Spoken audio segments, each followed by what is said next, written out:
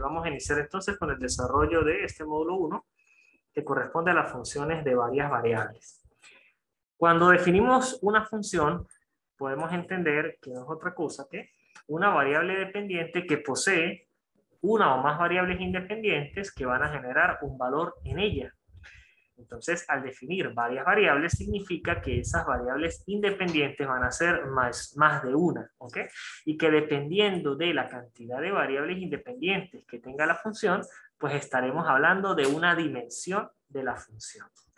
Generalmente estamos acostumbrados a graficar funciones en dos dimensiones, donde tenemos X y Y. Pero a partir de este momento debemos abstraernos a dimensiones mayores de 2, es decir, 3 dimensiones, 4 dimensiones o n dimensiones. Sin embargo, hasta el momento solo podemos representar funciones en 3 dimensiones, cuando hablamos del eje X, el eje Y y el eje Z. Entonces, en este caso, observamos una función que dice f de XY. Significa que una letra cualquiera, que es una función, depende en este caso del valor de X y del valor de Y. Por lo tanto, estas dos expresiones que tenemos acá, provenientes de X cuadrado y Y cuadrado, le vamos a llamar variables independientes. Y que a su vez van a ser el dominio de esa función.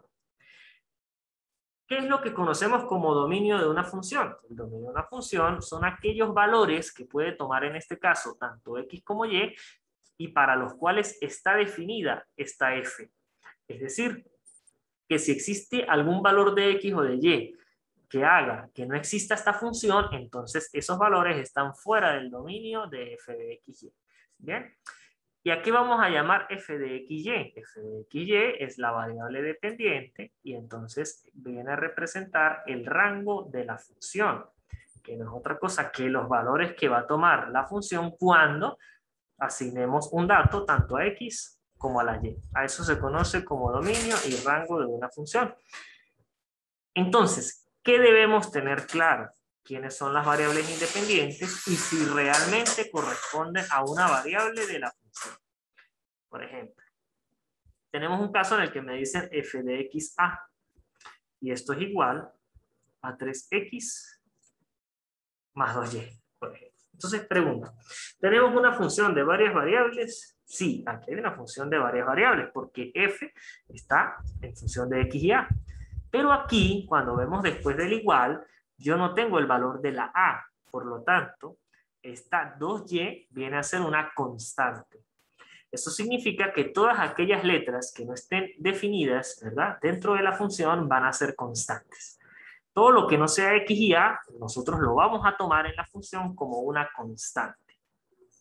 ¿Puedo tener más de dos variables? También yo puedo decir que esto es una función de x, de y y de z. ¿Ok? Y eso vendría a ser, por ejemplo, 2x más 3y más z. Entonces yo aquí tengo una función en la cual tiene tres variables independientes y esta es una variable dependiente. Siempre en la concepción de las funciones nosotros vamos a tener una sola variable dependiente y ahí sí podemos tener una o más variables independientes. ¿Okay? Eso tenemos que tenerlo muy claro.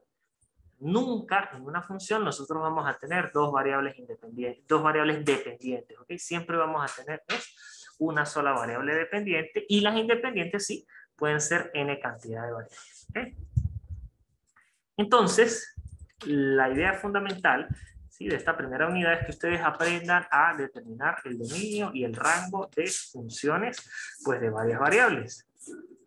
Para ello yo les voy a mostrar el graficador en línea, ¿sí?, que se llama GeoGebra. Ustedes van a colocar en el buscador de su preferencia geogebra.org o simplemente calculadora 3D en GeoGebra y él entonces les va a facilitar la representación gráfica de una función cualquiera. ¿Eh? ¿Cómo lo vamos a hacer? Fíjense que aquí tenemos las entradas, ¿sí? Y ahí yo puedo colocar que z es igual, por ejemplo, a 4x más 2y. Fíjense entonces. ¿Qué tengo aquí? Una gráfica, ¿verdad?, en 3 dimensiones, que es todo lo que estamos observando acá en color verde. Ahora, específicamente cómo se denomina esta función, entonces allí vamos a empezar a entender que cuando, por ejemplo, tanto x como y están elevadas a la 1, hablaremos es de planos. Aquí tenemos un plano, el plano 4x más y. Si ya nosotros cambiamos, ¿verdad?, esta función, y yo le doy, por ejemplo, un exponente cualquiera, y yo digo, ahora vamos a trabajar con 4x cuadrado más 4y, fíjense lo que pasa. Toma volumen. ¿Ve? Entonces ya toma volumen porque básicamente yo estoy definiendo aquí, ¿verdad?, en el espacio, así como ustedes lo ven, esta parábola que viene a ser este 4x cuadrado, y el 4y, como no está elevado al cuadrado, es un plano. Entonces, por eso estamos observando aquí una parábola que tiene un plano extendido, es decir, tiene profundidad. Y de allí es donde nosotros vemos que las gráficas en varias funciones o en varias variables, pues tenemos es 3 dimensiones, ¿ok? Donde tenemos un ancho, un largo y una profundidad, así como podemos observar en este caso. Bien, entonces, ¿qué vamos a hacer? Ustedes, por eso, la primera actividad que tenían acá era generar un portafolio, este portafolio de funciones. ¿Qué era el portafolio de funciones? Utilizábamos este GeoGebra, buscamos 20 funciones de varias variables, las vamos a graficar y hacemos su posterior análisis. Bien. Entonces, en eso consiste este graficador de GeoGebra. Cuando yo les envíe en el ejercicio graficar, buscamos GeoGebra, introducimos la función, tomamos un captura de pantalla, ¿verdad?, recortamos e incluimos en el informe que ustedes me van a presentar. ¿Okay? Ahora vamos entonces a hacer un ejercicio tipo, ¿sí?, de una función de varias variables. ¿Qué tienen que hacer ustedes aquí? Por supuesto, recordar lo que aprendieron en cálculo 1, porque matemática 3 o cálculo 3 no es otra cosa que el mismo programa de cálculo 1, pero llevándolo ya a 3 dimensiones. Porque vamos a ver funciones que se ven en cálculo 1, pero de varias variables o en 3 dimensiones. Después vamos a ver límites, pero con varias variables, derivadas con varias variables e integrales con varias variables. ¿Okay? Entonces, supongamos que yo tengo una función xy, ¿okay?, que dice 4x cuadrado más y cuadrado, por ejemplo. Me piden hallar el dominio y el rango, ¿ok? Entonces, veíamos aquí. Si yo quiero hallar el dominio de la función xy, yo me tengo que preguntar, ¿qué de estos factores hacen que esta función no exista? Entonces, lo primero que yo debo recordar es que si la x está al cuadrado, todo número elevado al cuadrado da siempre un valor positivo, ¿verdad? Por lo tanto, este factor que tengo aquí, ¿verdad?, si lo extraigo, siempre este 4x cuadrado va a ser mayor o igual que 0. ¿Verdad? Porque siempre va a ser positivo. Entonces yo sé que esto siempre va a ser mayor o igual que 0. Del mismo modo, en el otro término, yo digo, ajá, esta y cuadrado también siempre, esta y cuadrado va a ser mayor o igual que 0, porque está elevada al cuadrado. Entonces siempre va a ser positivo. Por lo tanto, el dominio de esta función que yo tengo aquí viene a ser todos los números reales al cuadrado, pero positivos, porque los negativos nunca van a poder estar acá. ¿Ves? Es decir, no va a tomar esos valores. Entonces yo pudiese decir, bueno, el dominio de esa función es R2. ¿Sí? Es decir, cualquier valor que yo pueda tomar, pero que esté en 2 dimensiones, es decir, en X y en Y.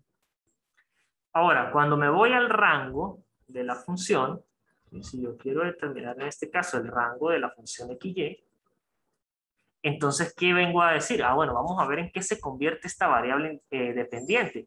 Yo le puedo dar cualquier nomenclatura. Entonces, yo la voy a llamar Z. O sea que Z va a ser 4x cuadrado más y cuadrado.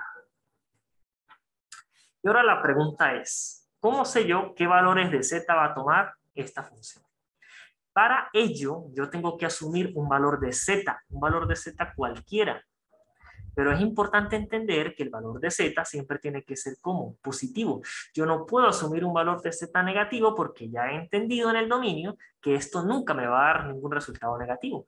Y si esto nunca me va a dar ningún resultado negativo, pues por supuesto que z nunca va a ser negativo. Entonces yo tengo que asumir un valor de z que sea positivo.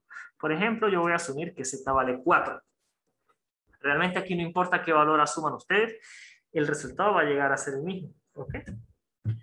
Entonces, si z vale 4, yo voy a sustituir donde está la z el 4. Entonces aquí va a ser 4 es igual a 4x cuadrado más y cuadrado.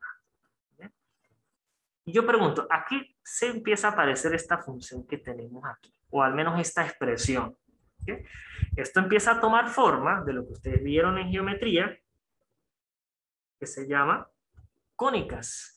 Y veamos entonces, esto puede tender a ser una circunferencia o una elipse. ¿Cómo sé yo realmente qué es? Bueno, en este caso, yo me doy cuenta que tiende a ser más elipse, ¿verdad? Porque este valor de x o el valor que acompaña a la x no es 1. Recordemos que, voy a tomar por aquí, si nosotros tenemos un x cuadrado más un y cuadrado igual a una expresión que puedo llamar r cuadrado, esto sí se llama circunferencia en geometría. Pero siempre el valor que acompañe la x y el valor que acompañe la y tienen que ser 1. Entonces, si esto es 1 y esto también es 1, yo digo que eso es una circunferencia de radio r. Pero aquí fíjense que ya no vale 1, vale 4, por ejemplo, en este caso. Entonces, ya yo no puedo hablar de una circunferencia, sino estaría hablando específicamente de una elipse. ¿Bien? Entonces, ¿cómo resolvíamos la elipse? Nosotros decimos, bueno, vamos a pasar a dividir todo entre 4. ¿Por qué todo entre 4? Porque debemos garantizar siempre que lo que esté después de la igualdad sea 1. Entonces, ¿cómo hago yo para que esto me dé 1? Divido siempre entre su mismo valor, ¿no? Porque un valor cualquiera entre otro valor que son iguales, pues eso siempre va a ser 1. ¿Okay? Entonces, ¿cómo se escribe esta expresión? 4 entre 4, esto es 1, o sea, x cuadrado. Y cuadrado entre 4, pues sigue siendo y cuadrado entre 4. Y eso va a ser igual a 4 entre 4, que es 1. ¿Ven? Y aquí tengo una expresión. Que esta expresión, pues yo ya sé que por lo tanto es una elipse. ¿Ven? Entonces ya tengo una elipse. Eso significa que el rango de esta función viene a ser una elipse. Y entonces ahí tendríamos el dominio de la función y tendríamos el rango de la función. ¿Qué hago yo para verificar si realmente se cumple? Yo me vengo para el graficador, ¿verdad? Y digo, ver, vamos a borrar aquí y vamos a colocar un z igual a 4x cuadrado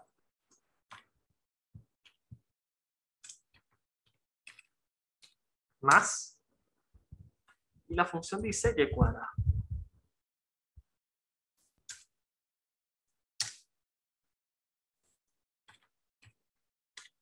Y damos enter. Fíjense lo que se convierte aquí. ¿Ve? Específicamente sí es una elipse, porque fíjense que si yo veo la vista superior, mire lo que hay aquí, como si fuese una circunferencia, pero realmente no lo es. Es una elipse, ¿no? Porque no tiene la misma longitud horizontal que vertical. ¿Ven? Esto es mucho más pequeño que esto. Realmente es una elipse. Aquí tengo la elipse. Ahora, ¿cómo sé yo que tiene varias variables? Porque hay profundidad y es esta altura que le estamos dando desde el punto 0 hasta un punto X que tiene aquí la abertura de la elipse. ¿Ven? Entonces, si se cumple realmente lo que nosotros hemos calculado aquí, siempre son valores positivos. Fíjense que eso es algo importante. Miren, está de 0 hacia arriba, o sea que siempre es positiva, ¿verdad? No está de 0 hacia abajo. Y pues en función de su rango es efectivamente aquí una elipse. Por lo tanto, entonces allí terminaría el ejercicio y hemos concluido que el dominio de la función pues siempre van a ser los r cuadrados positivos y el rango de la función terminará siendo una elipse. ¿Okay?